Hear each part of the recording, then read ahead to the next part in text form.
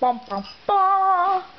Alright, Cool. TJ's room. Check out the stickers. It's because it used to be Amber's room, so Yeah. Anywho, so now on my wall we have a massive splash of letters. Check out my skateboard. Nice. Yeah, it's in horrible condition, but it's a limited edition Bam Majera board, so it's pretty awesome. Anywho, we got an X on the door. We got pictures featuring many people. Yeah, we got SpongeBob and me. And Patrick. Oh, cool people. Hey, look, it's me. It's me somewhere. Yeah, there's Amber on there. Yep. Check it out. It's Sexy Justin. It's And great. if you don't think he's sexy, then you're shit.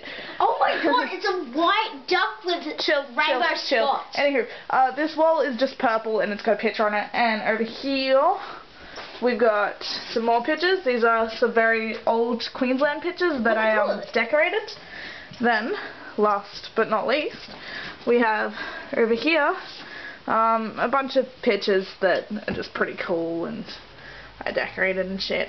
Like this one, it's my favorite one, Love is Blind. That's pretty awesome. Then there's Confusion.